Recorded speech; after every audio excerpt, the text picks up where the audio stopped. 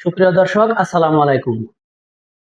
আজকে যে বিষয়ে আপনাদের সাথে আলোচনা করব সেই বিষয়গুলো হলো ইরানের ৩ পাইলটকে বন্দী করেছে কাতার, এমনটাই দাবি করে আসতেছে ইরান।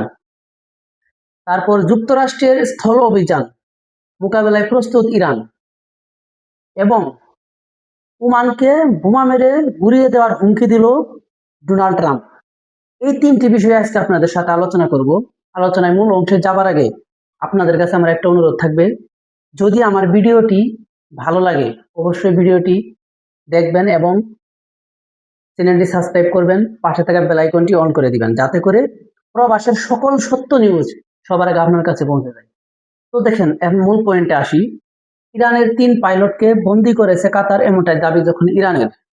ইরান দাবি করে আসতেছে তাদের ৩ পাইলটকে কাতার জিম্মি করেছে বা বন্দী করেছে। তারা দাবি করে আসতেছে এই যুদ্ধের সময় ইরানি ৩ পাইলটকে কাতার বন্দী করেছে এবং ইসরায়েলের সহায়তায় সেটি বন্দী করেছে, এমনটাই কিন্তু দাবি করে আসতেছে ইরান। তারা যেটি জানিয়েছে, আমাদের ৩ পাইলটকে এখনো আমরা খুঁজে পাচ্ছি না বা কাতারের কাছে রয়েছে এবং জীবিত বা মৃত কোন অবস্থায় আছে সেটির সন্ধান কিন্তু ইরান জানতে চেয়েছে।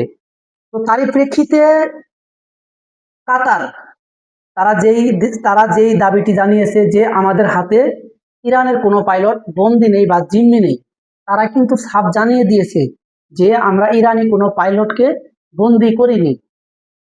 তো এই যে যখন এই অবস্থাগুলো চলতেছে, ইরানের দাবি এবং কাতারের দাবি, তারা জানিয়ে আসছে আমরা কোনো ইরানি পাইলটকে জিম্মি করিনি।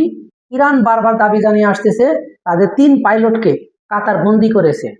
এবং আরেকটি বিষয় যেটি, সেটা হলো যুক্তরাষ্ট্রের স্থল অভিযানের মোকাবেলায় প্রস্তুত ইরান।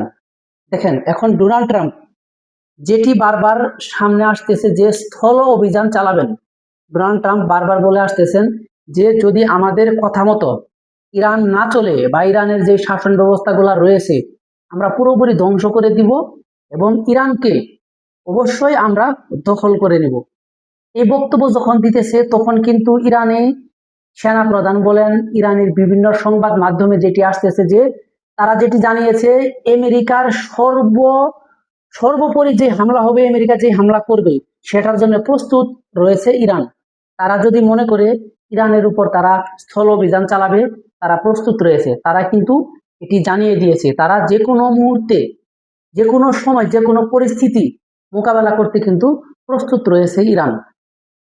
আর যেটি হলো ওমানকে বোমা মেরে গুঁড়িয়ে দেওয়ার হুমকি দিয়েছে ডোনাল্ড ট্রাম্প। দেখেন, এখন বর্তমানে ইরান এবং ওমান তাদের কিন্তু এই হরমুজ প্রণালীটা নিয়ে তাদের কিন্তু একটি সমঝোতা হয়।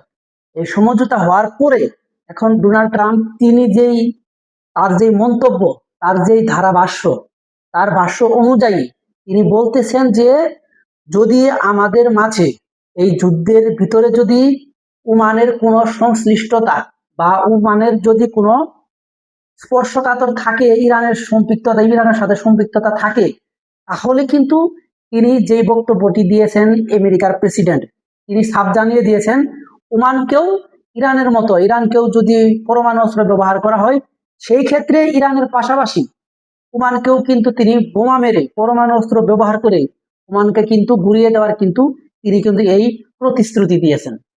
তো এখন আজকে এই বিশ্ব, মধ্যপ্রাচ্য কোন দিকে মোড় নিতেছে? তো অবশ্যই দর্শক, আজকে আমরা চাইবো যাতে করে এই যে বিভিন্ন দেশে আজকে ঝামেলাগুলো চলতেছে, বিভিন্ন দেশ অনেক দিন থেকেই হাহাকারে রয়েছে। বিশ্ব বাণিজ্য আজ কোথায় রয়েছে দেখেন, আজকে সব জিনিসের দাম কিন্তু দিন দিন বেড়ে চলেছে। তেলের বাজারে কিন্তু কাইকিস লেগে আছে। আমরা আশা করব যাতে করে অতি তাড়াতাড়ি এই সমস্যাগুলো সমাধান হয়ে যায়। তো সুপ্রিয় দর্শক, আজকে এ পর্যন্তই। সবাই সুস্থ থাকবেন, ভালো থাকবেন। আল্লাহ হাফেজ।